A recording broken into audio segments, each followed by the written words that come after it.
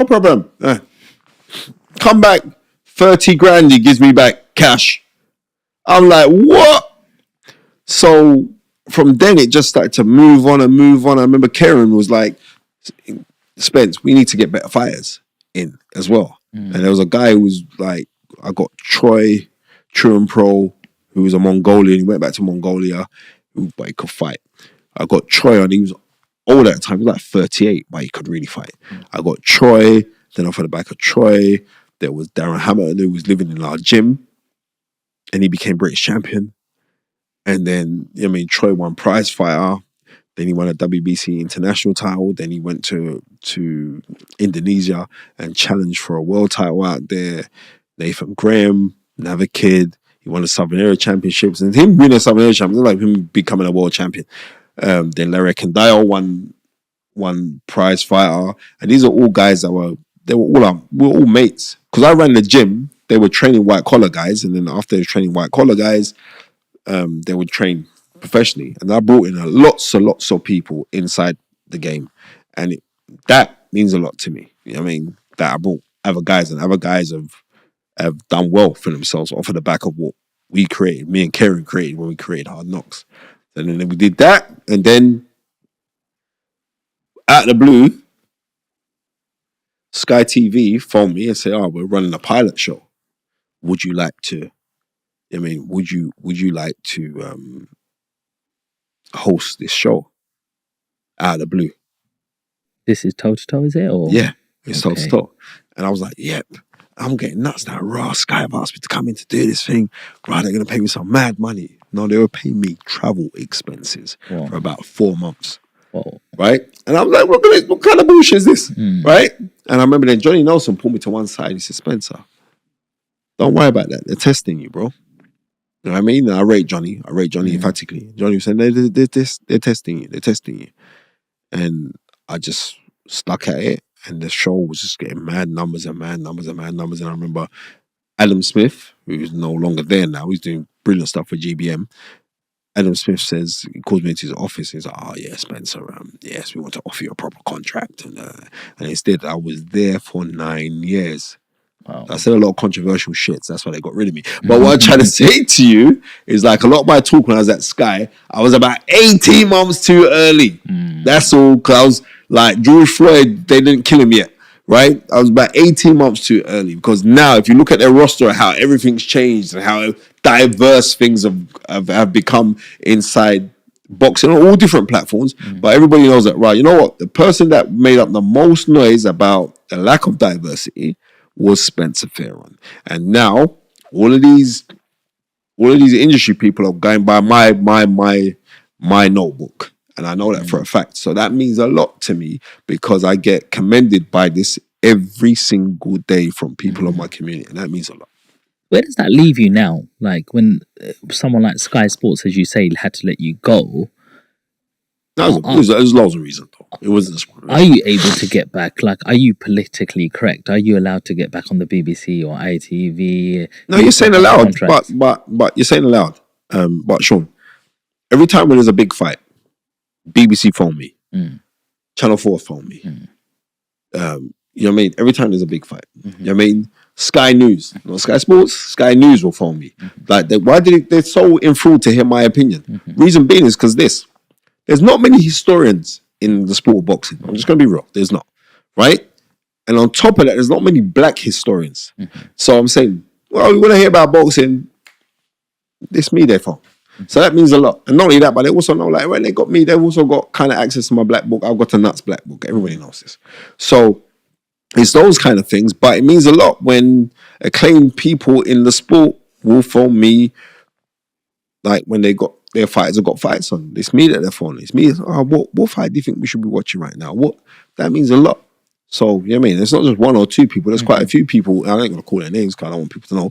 But, you know what I mean? But then it means a lot when other guys will come out successfully in things, but they'll thank me. They'll thank me over their social media. They'll thank me. And that means that means a lot. And it's like, we just got to keep on plugging away and keep on pushing forward. And that's what I'm doing. So what does the future hold for you? The future ain't even bright. it's not. It's so bright that you'll be blinded by it. The future for me is for me to constantly keep on improving as who I am as an individual, right? And not to be lazy. And I know, like, on certain things you can be lazy because you can get accustomed to thinking like, oh, I made it now and blah. That doesn't. It's not the case.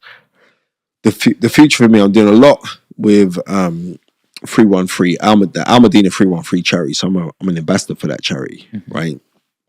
They've done some fantastic stuff, right? It's a charity where they go out and they help communities. Just recently I went out to Palestine, I went to Jordan. Wow. Yeah. Is it not scary to be in Palestine where there's war around you? No. Are there bombs going off around you when you're there? No. But it's certain sectors. Like, I went out. What happened was this. I got introduced to Brother Ansar, who is an imam. I got introduced to him, and we were talking, and he was like, "I'm not just raising funds to help Muslim people, right? I'm raising funds to help everybody, and literally everybody. And like, he'll do. I remember Easter just gone. I wanted 1,000 Easter eggs. Send me your account details, Spencer. Give me an invoice. 1,000 Easter eggs I'm giving out to underprivileged kids, right? Muslims don't celebrate Easter, right?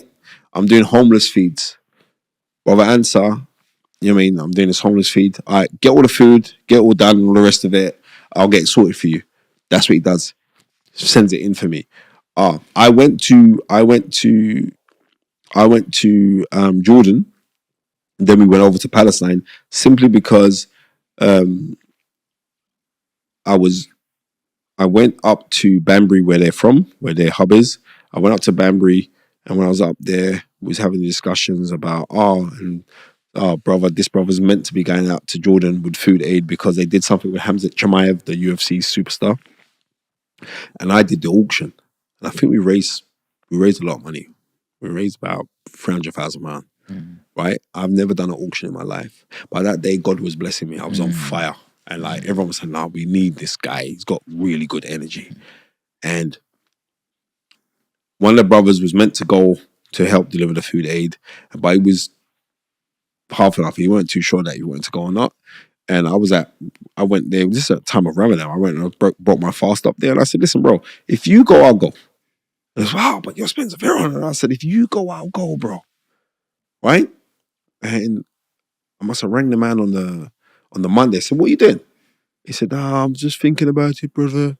And me, brother Martin, his name is, "I'm just thinking if I'm gonna go. I'm not too sure." I was like, "Bro," I said, "Just go, man. It'd be great to go." And it was about, I think 9 of us went. And you know, when it was just a blessed trip, 9 of us went out there. Everybody got on with everybody. Like, there was no, you know what I mean? Human nature is bickering and all the rest of it. It was so beautiful. It was so beautiful that it was beautiful. I went to a mosque out there, right? And while I was in the mosque, I got recognized in the mosque. Some guy said, "Oh, Spencer Fearon, like, I watch your podcast. I'm a big boxing fan." So we're talking. This man invited me over to his house, meet his family, have dinner with him. This is in Jordan. And I said, like, us as human beings, the human family is beautiful, right? Seriously, the human family is beautiful. It's absolutely beautiful because it's an energy. And when you're looking for beauty, you're going to find it.